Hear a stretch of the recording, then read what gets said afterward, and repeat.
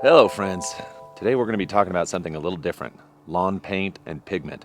Nothing I ever covered off on this channel before, but I want to show you something that I've done out here on my golf green that's a little bit interesting. Now let me tell you what you're seeing right here. About a week ago I did an application here, obviously not over here. You can see the blue color on the dead spots, none over here. Now if this were a lawn paint, and the reason I'm saying this is just a pigment rather than a paint, this would be totally covered off. You would see definitely a difference in the undulation of the grass, but you wouldn't actually be able to see this distinction of a blue versus green. It would all be one uniform color. So that's a distinction I'm making. Had I painted this, it would be an even color. When you cover off dry or dormant grass with the paint, it makes it look very green. Now, down this line, there are some very interesting things.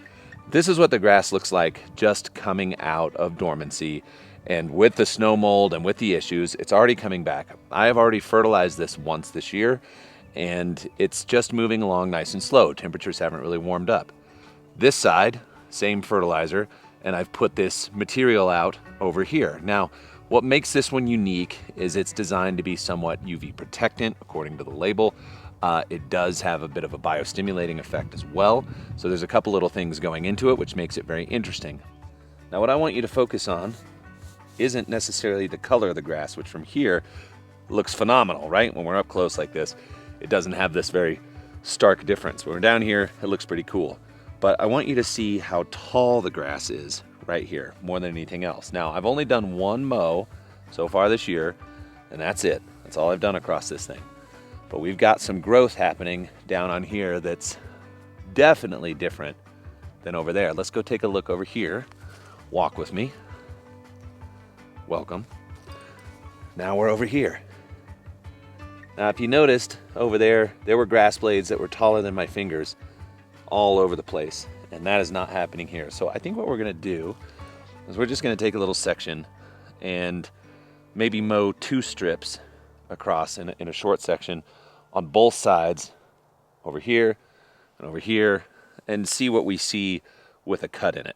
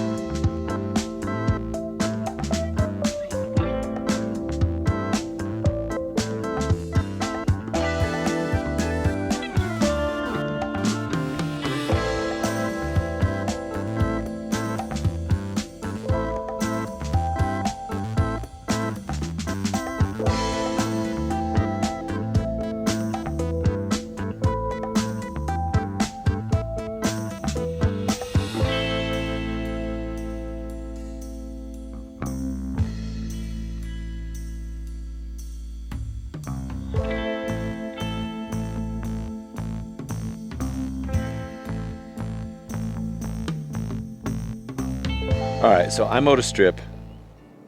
Same here. Same there.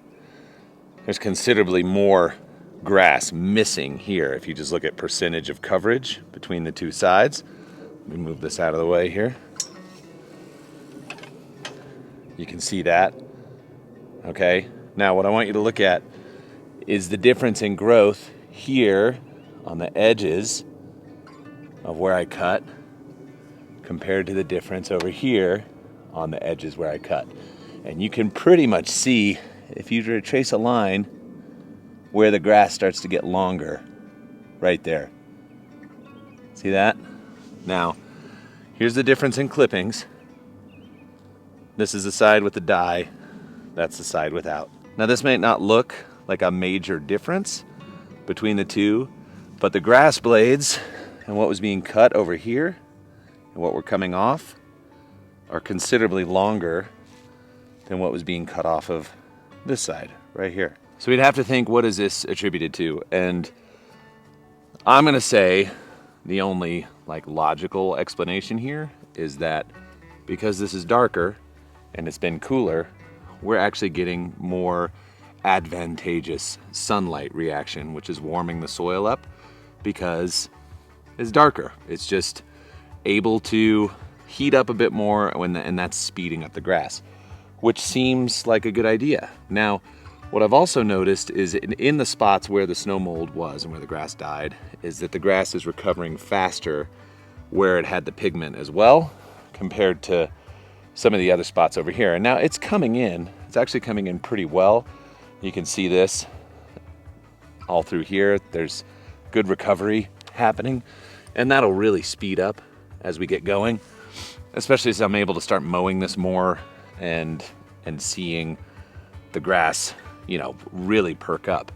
But this side, the length of the turf here is crazy longer, and really it's where I kind of went heavier and overlapped a little bit more, even more so. So again, I'm only really attributing that to the heating effect and what we're getting on that side more than anything else. I want to go ahead and just mow the whole thing out to even. Let's get a look at what the green is doing right now, just overall. And you know, again, surprising. This is early. April is early to see it in this good a shape. Then obviously it'll take a little while for this snow mold to grow back in, but it's fine. It's no big deal. Yeah, let's cut it.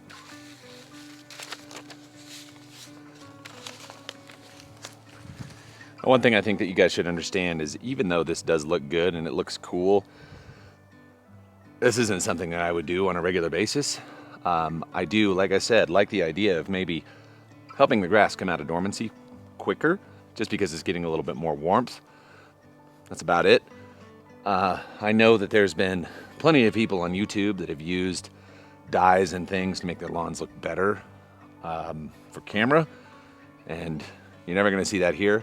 If there's something like this that's going to go out, I'm going to tell you what it's about and what its intent is. So keep that in mind. It is easy to dress things up on the camera for people who aren't actually being, you know, truly honest about it.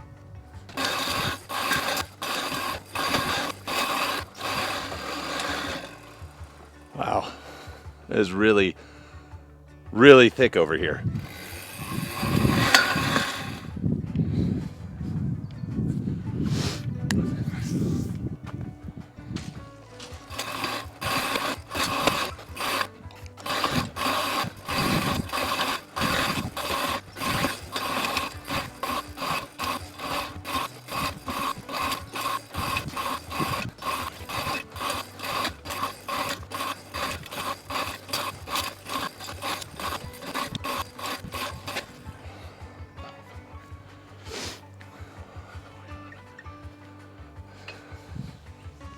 There's a nice little double cut for you. Get those stripes showing. Love it. That's nice. That is nice. All right. So there it is. I think I'm actually going to go ahead and just do the rest of the green now. This has been sitting here for a week. I'm just curious how long this stuff is going to last. So I'm going to spray it out. You're not going to see that on this video today. Make sure you're subscribed. Hit the bell so you get notifications, because I'll probably do a short about this, just showing the turf before and after. So, yeah, unexpected benefit. Only a few ounces of this material in water sprays out. I believe a gallon of it will do like 2 acres or 3 acres or something like that. So it's fairly concentrated. But I'm going to go ahead and put a little bit more out here, cover this in.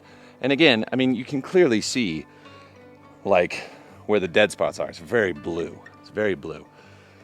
If you were on the grass and you were able to look at it and look down on it, it looks very cool. Now, one thing I should note, I'm not cutting this as low as it can go quite yet. I need this to just kind of grow and fill in a little bit more before I start bringing down the height of cut. So it's, you know, maybe half an inch-ish, maybe a little less than that, while everything's kind of coming in. Once we get into more summer and full growth, I'll be cutting this down a little bit lower, but that mower still just kicks ass for this type of application. Nice smooth plane like this. It's so easy to cut. I can get it down to competition height, which I absolutely love. So if you want to see more about that mower, I've got a link down below. You can check that out. The Hudson Star mowers are awesome. So anyway, I wanted to point that out. I wanted to show it to you. I wanted you guys to see. And then also, if you're watching future videos and you see like this weird green thing in the back, you know what's going on here. Just testing some stuff to see what it looks like. Yeah.